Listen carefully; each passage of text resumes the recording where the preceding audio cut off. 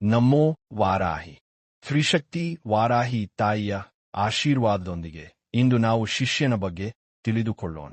ಅನೇಕರು ಒಂದು ಪ್ರಶ್ನೆ ಕೇಳುತ್ತಾರೆ: ಗುರುವೇ ಶಿಷ್ಯನನ್ನು ಆಯ್ಕೆ ಮಾಡುತ್ತಾನೆಯಾ, ಅಥವಾ ಶಿಷ್ಯನೇ ತನ್ನ ಗುರುವನ್ನು ಆಯ್ಕೆ ಮಾಡಬೇಕಾ? ಅನೇಕರು ತಮ್ಮ ಬದುಕಿನಲ್ಲೆಲ್ಲ ಯಾವ ರೀತಿಯ ಗುರು ಬೇಕು ಎಂದು ನಿರ್ಧರಿಸಲಾರದೆ ಗುರುವನ್ನು ಹುಡುಕುತ್ತಲೇ ಕಾಲ ಕಳೆಯುತ್ತಾರೆ. ಕೆಲವರು ತಮ್ಮ ಕಲ್ಪನೆಗೆ ತಕ್ಕ ಗುರು ಸಿಕ್ಕಬೇಕು ಎಂದು ವರ ಹುಡುಕುವಂತೆ ನೋಡುತ್ತಾರೆ. ಆದರೆ ಗುರು ಶಿಷ್ಯರ ಬಂದ ಆಯ್ಕೆಗಳಿಂದ ಹುಟ್ಟುವುದಿಲ್ಲ. ಇದು ಆಳವಾದ ಆಧ್ಯಾತ್ಮಿಕ ಬಾಂಧವ್ಯ. ಗುರುವನ್ನು ಒಂದೇ ಬಾರಿ ನೋಡಿದ ಕ್ಷಣದಲ್ಲಿ ದೇಹ ಮನಸ್ಸಿನೊಳಗೆ ಒಂದು ಅತಿ ಸೂಕ್ಷ್ಮ ಅನುಭವ ಮೂಡುತ್ತದೆ. ವರ್ಷಗಳ ನಂತರ ಮಗುವನ್ನು ನೋಡಿದ ತಾಯಿಗೆ ಬರುವ ಭಾವನೆಯಂತೆ. ಹೀಗೆಯೇ ಗುರು ಮತ್ತು ಶಿಷ್ಯರು ಭೇಟಿಯಾದ ಕ್ಷಣದಲ್ಲಿ ಅವರ ನಡುವಿನ ಬಾಂಧವ್ಯ ಹುಟ್ಟುತ್ತದೆ. ಗುರು ಏನು ಬೇಸುತ್ತಾನೆ ಎಂದು ಕೇವಲ ಕಣ್ಣಿನ ಸನ್ನೆಯಿಂದ ಅರಿತು ಹೇಳುವ ಮುನ್ನವೇ ಕರ್ತವ್ಯ ನೆರವೇರಿಸುವವನೇ ನಿಜವಾದ ಶಿಷ್ಯ.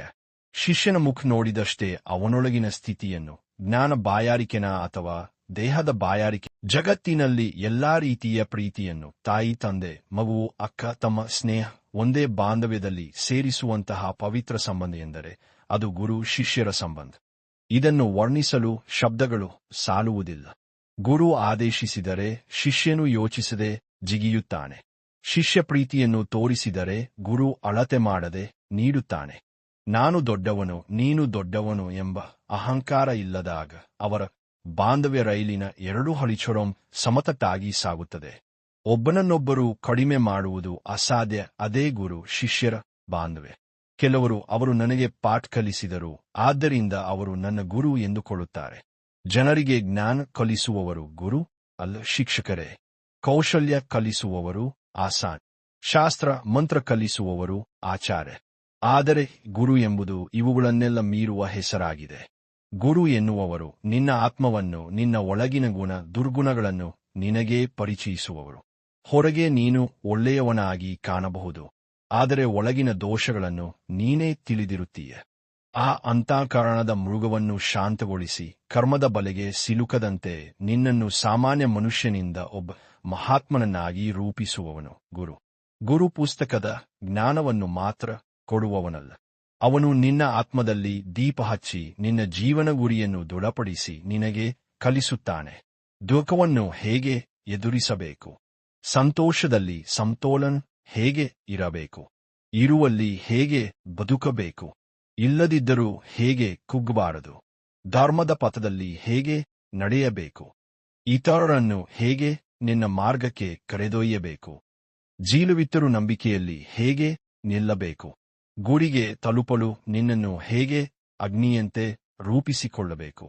ಗುರು ನಿನ್ನೊಳಗೆ ಬಲದ ಬೀಜ ಬಿತ್ತುತ್ತಾನೆ. ಅದು ದೊಡ್ಡ ಮರವಾಗುವವರೆಗೆ ಕೈಹಿಡಿದು ಸಾಗಿಸುತ್ತಾನೆ.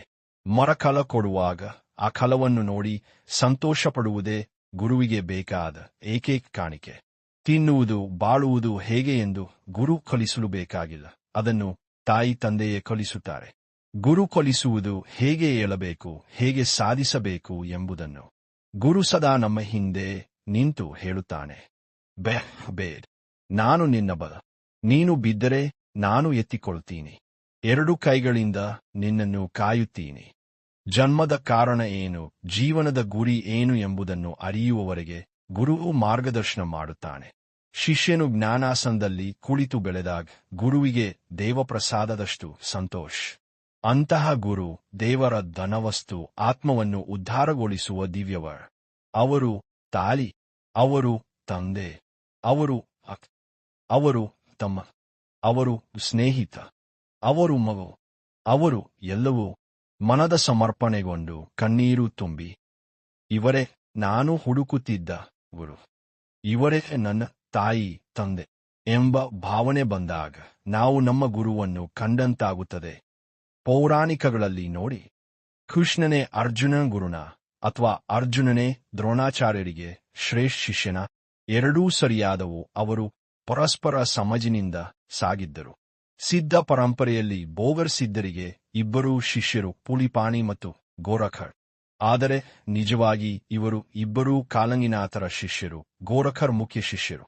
ಕಾಲಂಗಿನಾಥರು ವಿಶೇಷ ಕಾರಣಕ್ಕಾಗಿ ಇವರನ್ನ ಬೋಗರ್ವರ ಬಳಿಗೆ ಕಳುಹಿಸಿದರು. ಔಷಧಕ್ಕಾಗಿ ಬೋಗರ್ ರೋಂಗೆ ಹೋದಾಗ ಕಾಲದ ಕಾರಣದಿಂದ ಅನೇಕ ಮಂತ್ರ ತಂತ್ರ ಮರೆತು ಹೋದವು. ಅಂದಾಗ ಪುಲಿಪಾಣಿಯೇ ಮತ್ತೆ ಬೋಧಿಸಿದರು. ಬೋಗರ್ ತಮ್ಮ ಕೈಯಲ್ಲಿದ್ದ ದಂಡಕ್ಕೆ ಉಪದೇಶವನ್ನು ಹೇಳುವಂತೆ ಹೇಳಿದರು, ಮತ್ತು ಆ ದಂಡದ ಮೂಲಕ ಬೋಗರ್ ಜ್ಞಾನವನ್ನು ಸ್ವೀಕರಿಸಿದರು. ಇಲ್ಲಿ ಗುರು ಶಿಷ್ಯನಿಂದಲೇ ಕಲಿಯುತ್ತಿದ್ದ. ಹಾಗಾದರೆ ಯಾರು ಗುರು? ಬೋಗರ? ಪುಲಿಪಾಣಿಯ? ಅವರು ತಾಯಿ ಗರ್ಭದಲ್ಲಿರುವ ಮಗುವಿನಂತೆ ಅಷ್ಟೊಂದು ಏಕ. ಗುರು ಶಿಷ್ಯ ಮಾರ್ಗದಲ್ಲಿ ದೊಡ್ಡ ಚಿಕ್ಕ ಎಂಬ ಭೇದವಿಲ್ಲ. ನಮ್ಗೆ ದಾರಿ ತೋರಿಸುವವನೇ ಗುರು. ಕಲಿಯುಗದಲ್ಲಿ ನಾವು ಏಳಬೇಕೆಂದರೆ ಒಳ್ಳೆಯ ಗುರು ಬೇಕು.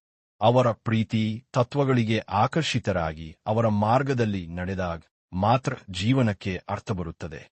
ಆತ್ಮವನ್ನು ಜಾಗೃತಿಗೊಳಿಸುವವನು ಗುರು. ಸಂಪೂರ್ಣ ಶರಣಾಗತಿಯಿಂದ ಆ ಮಾರ್ಗಕ್ಕೆ ಬರುವವನು ಶಿಷ್ಯ. ಗುರು ಶಿಷ್ಯ ಸಂಬಂಧದಲ್ಲಿ ಒಬ್ಬರೊಬ್ಬರು ತಾಯಿ ತಂದೆ ಮಗು ಅಕ್ಕ ತಮ್ಮ ಸ್ನೇಹಿ ಎಲ್ಲವೂ ಆಗುತ್ತಾರೆ. ಈ ಬಾಂಧವ್ಯ ಜಾತಿ ಧರ್ಮ ವಯಸ್ಸು ಹಣ ಯಾವುದನ್ನು ನೋಡದೆ ಆತ್ಮಕ್ಕೆ ಆತ್ಮ ತಾಕಿದಾಗ ಉಂಟಾಗುತ್ತದೆ. ಈ ಕಲಿಯುಗದಲ್ಲಿ ಕರ್ಮವನ್ನು ಮೀರಿ ಸಾಧನೆ ಮಾಡಲು ಗುರು ಅಗತ್ಯ. ಶಿಷ್ಯನು ಮುಂದೆ ಜಗತ್ತಿಗೆ ಗುರುವಾಗುವ ದಾರಿಯಿದೆ. ಶಿಷ್ಯನಾಗಿ ಆರಂಭಿಸಿ ಗುರುವಾಗಿ ಬೆಳೆಯುವುದು ಇದು ಪರಂಪರೆ. ನಮ್ಮನ್ನು ದಾರಿ ತೋರಿಸುವವರ ಪಾದಗಳಲ್ಲಿ ನಮಿಸುತ್ತಾ ಪ್ರಾರ್ಥಿಸೋಣ. ಗುರುವೇ ಶರಣ್. ನಮ್ಮ